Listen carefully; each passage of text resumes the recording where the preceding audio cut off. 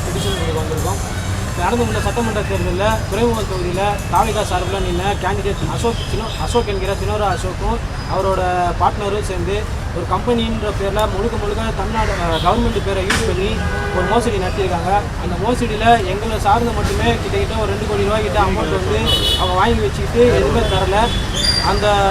அதை பற்றி நாங்கள் மேல்முறையீடு கேட்கும்போது அவங்ககிட்ட கேட்கும்போது ஒரு 6 மாதம் முன்னாடி வரைய வாங்க சுமூகமான பேச்சுவார்த்தை வந்து இந்த கம்பெனி வந்து 2018 19 தொடங்கப்பட்ட கம்பெனி. இது முழுக்க வந்து கவர்மெண்ட் பேரை யூஸ் பண்ணி செம்மரம் வந்து நாங்கள் விற்கிறோம், க்ரௌட் ஃபண்டிங் பண்ணுறோம், விவசாயம் அப்படின்ற பேரில் எல்லா ஒரு கவர்மெண்ட் டாக்குமெண்ட்ஸ் எல்லாமே வந்து டூப்ளிகேட்டாக ரெடி பண்ணி பொதுமக்கள்கிட்ட கொடுத்து இந்த கவர்மெண்ட் பேரை வச்சு கவர்மெண்ட் ஸ்கீமை வச்சு தான் இவ்வளோ அமௌண்ட்டும் வசூல் பண்ணியிருக்காங்க. அந்த வசூல் பண்ண அமௌண்ட்டை நம்ம போய் கேட்கும் போது 4 வருஷத்தில் மெச்சூரிட்டி வரும். நாங்கள் மெச்சூரிட்டி வரலன்னு சொல்லி நம்ம தனிப்பட்ட முறையில் போய் கேட்கும் போது மெச்சூரிட்டிலாம் வராது, இந்த ப்ராஜெக்ட் வந்து கவர்மெண்ட் சார்பில் எதுவுமே எங்களுக்கு வரலை, லாக்டவுனை கணக்கு காட்டி பேசுனாங்க. அதை பேச்சுவார்த்தை நடத்தும் போது ஒரு 6 மாதம் முன்னாடி வரையும் உங்கள் பணத்தை கொடுத்துட்றோம், நீங்கள் முதலீட்டு பண்ண பணத்தை நாங்கள் வந்து நீங்கள் போட்ட காசை நாங்கள் டாக்குமெண்ட் வச்சு கொடுத்துறோம்னு சொல்லி குறிப்பிட்ட ஒரு 5 வாட்டிக்கிட்ட எங்களை கூப்பிட்டு தனிப்பட்ட முறையில் அசோக் என்கிற சினோரா அசோக்கும் வெங்கட்ராமனும் அவங்க டீமும் எங்களை கூப்பிட்டு பேசினாங்க. அவங்க கூப்பிட்டு பேச டி நகர் ஆந்திரா கிளப்பில் வந்து எங்களை கூப்பிட்டு வச்சு பேசினாங்க. பேசும்போது என்ன சொன்னாங்க, ஒரு 6 மாதம் முன்னாடி வரைய உங்கள் பணத்தை நாங்கள் கொடுத்துட்றோம், நீங்கள் அதுக்கான டாக்குமெண்ட்ஸை கொடுங்க, நாங்கள் கொடுத்ததுன்னு சொல்லி அந்த டாக்குமெண்ட்ஸை அவங்ககிட்ட கொடுத்தாச்சு. நாங்கள் கொடுத்த அளவு கூட டாக்குமெண்ட்ஸ் அவங்ககிட்ட எதுவுமே இல்லை. நாங்கள் கொடுத்த டாக்குமெண்ட்ஸ் அப்படியே தான் வாங்கி வச்சு பார்த்துட்டு அந்த பணத்தை உங்களுக்கு ரிட்டர்ன் பண்ணுறோன்னு சொன்னவங்க இன்ன வரையும் எந்த பணமே கொடுக்கல. குறிப்பிட்டு இந்த 2 மாதம் முன்னாடி ஜூன் மாதம் கூப்பிட்டு வச்சு சினோரா அசோக் வந்து என்ன சொல்கிறாருன்னா, நீங்கள் பணம் கொடுத்தா உங்களுக்கு பணம் கொடுக்கணுமா, என் அப்பாவை கூப்பிட்டு வச்சு என்ன சொல்கிறாரு, நான் காட்டுற பேப்பரில் கையெழுத்து போட்டு போங்க, அதுதான் என்னால் பண்ண முடியும், நான் கொடுக்குற காசை நீ வாங்கணும், நீ முதலீட்டு பண்ண பணத்தில் கொடுக்க முடியாது, இதுக்கு மேலே போய் நீங்கள் என்ன பண்ண முடியுமோ பண்ணுங்கள், குறிப்பிட்ட ஒரு அமைச்சர் பேருன்னு சொல்லி சிஎம் பேருன்னு சொல்லி நான் சொல்கிறது தான் இங்கே, என்னை மீறி எதுவுமே நடக்காது, நீங்கள் எங்கே போய் என்ன பண்ணுறீங்களோ பண்ணிங்க அப்படின்னு சொல்லி மிரட்டி 4-5 மணி நேரத்துக்கு மேலே உள்ளே உட்கார வச்சு நீ கையெழுத்து போடுன்னு அவரை மிரட்டி, அவருக்கு வந்து உடம்பு சரியாதவர், கால் எதுவுமே நடக்க முடியாது, அவரை வந்து இதுமாரி மன ரீதியாகவும் இது பண்ணி நாங்கள் மட்டும் அந்த பணத்தை முதலீடு பண்ணல, எங்களுக்கு கீழே 112 பேர் போட்டிருக்காங்க, அந்த 112 பேருக்கும் நான் பதில் சொல்லணும், அவங்களுக்கும் பதில் சொல்ல முடியாத, என் அப்பாவை பார்க்க முடியாத ஒரு நிலையில் நான் இருக்கேன்.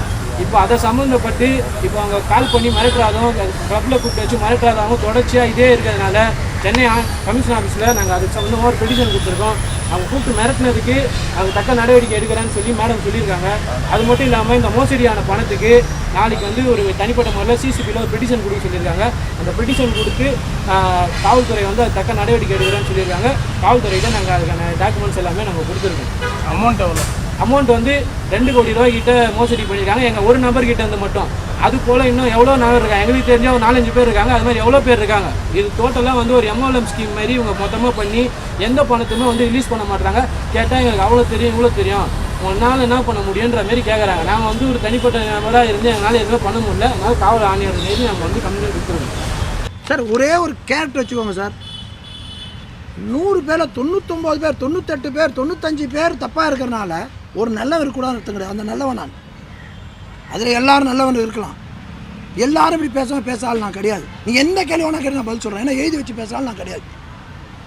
என்னோட பதில் என் கம்பெனிக்கு சம்மந்தம் இல்லாமல் ஆந்திரா, இப்போது என் வீட்டு அட்ரஸ் ஸ்ரீநகர்னு நான் டிநகர் வீட்டுக்கு போனேன்னு சொல்லலாம். நான் இப்போ பப்ளிக்கில் வந்துட்டேன், செலிப்ரிட்டி ஆகாமல் ஆகிட்டேன். இப்போ என் வீடை கண்டுபிடிக்கிறதோ, நான் தான் இருக்கப்போ டிநகர் கிளப்பில் இருக்கிறதோ, பேட்ச் இருக்கிறதோ என்ன வேணால் சொல்லலாம், என் பையன் பேர் சொல்லலாம், என் பொண்டாட்டி பேர் சொல்லலாம், ஊர் அறிஞ்ச விஷயமாயிடுச்சு. அந்த எனக்கு ரெக்கார்டு இன்னொன்று, அந்த கம்பெனிக்கு எனக்கு சம்மந்தம் இல்லாமல் எதுக்கு என்ன இழுக்கணும்? இன்னொன்று, என் கையில கொடுத்தாரு பணம்ன்றது வாய்ப்பே கிடையாது. ஏன்னா கம்பெனிக்கு தானே செக் கொடுக்குறாங்க ஷேருக்கு, அந்த ஷேர் டீட்டெயில் இவர் எக்ஸ்பிளைன் பண்ணுற கம்பெனி ரீதியாக. எனக்கு அந்த மாதிரி தூக்கி போட்ட ஆள்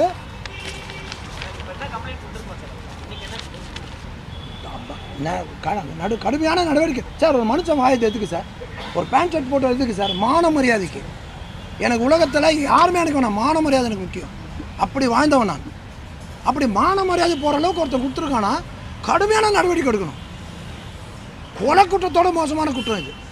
கொலையாவது அவன் செத்து போயிடுறான், ஆனால் இது வந்து இருந்து சாவடிக்கிறான் இந்த மாதிரி நேர்மையான ஆளை. என் பதவிக்கு எதுவும் வரக்கூடாது, போகக்கூடாது, நான் அவளை கவுண்ட் பண்ண போனேன், பொறாம தானே சார் உலகம். அரசியல் காழ்ப்புணர்ச்சி. ஆமாம், உங்கள் பேருக்கு கலந்து விடுவிக்கணுன்ற சொல்ல பார்த்தா தவறான ஒரு நோக்கத்தோட பண்ணினாங்கன்னா அவங்க டெஃபர்மேஷன் கேஸ் போடுவீங்க. நான் 100% போட போகிறேன், ரெடி பண்ணிட்டேன் சார். நேற்று நைட்டு தான் சார், இன்னைக்கு தான் சார் தெரியும், டிவியில் வந்துச்சுன்னு எனக்கு சொன்னாங்க சார்.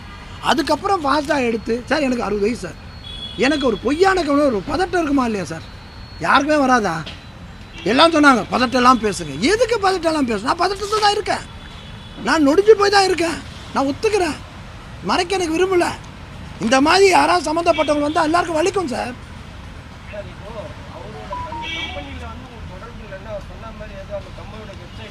எல்லாமே ஃபேக் சார், அதுதான் சொல்கிறேன், ஃபேக் சார்.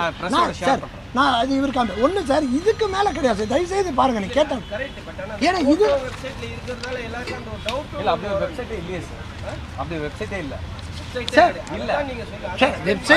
சார் வெப்சைட் இல்லை, என்னை பார்த்தது கிடையாது, என்னை ஃபோனில் பேசுறது கிடையாது, நான் எப்படி அவரை மிரட்ட முடியும்? சார் உங்களை எழுத்து போட்டியிட்டவங்களே நீங்கள் மன்னிச்சு விடுற குணம் இருக்குதுன்னு சொன்னீங்க. ஆமாம். சேகர் பாபு எந்த நிலைமையில் இருக்காரு சார்? அது தலைமையில் எடுத்து எஃப்ஐஆர் போட்டாச்சு சார்.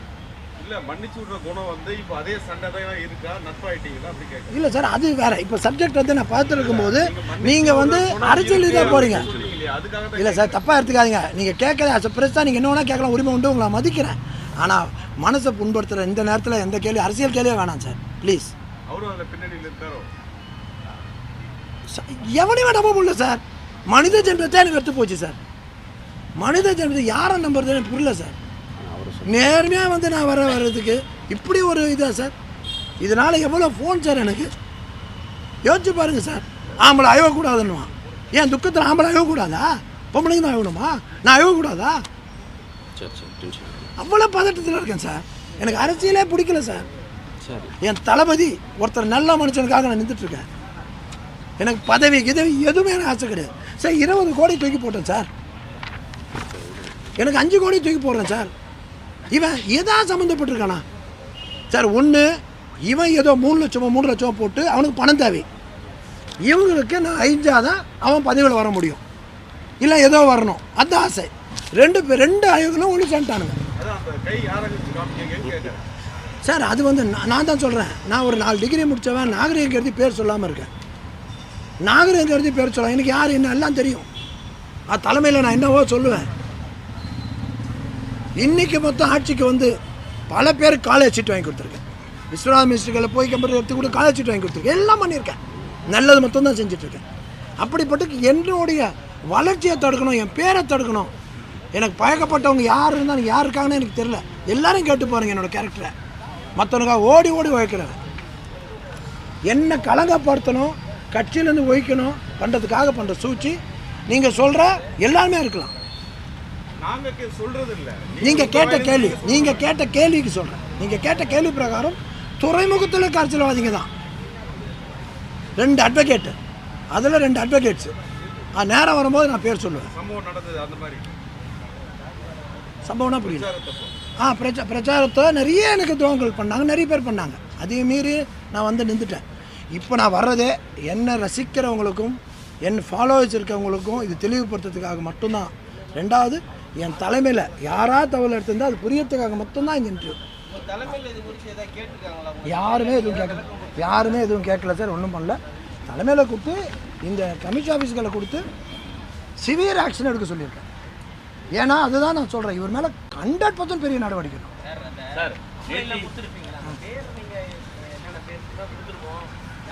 சார் அவர் பேரே எனக்கு வரல சார், பார்த்தா தான் தெரியுது. அந்த பேர் கூட வரல. நாகபாண்டியன், அந்த காப்பி தரேன் சார். இல்லை சார், என்னென்ன இவர் 2 அட்வொகேட்ஸ் துறைமுகத்தாள்.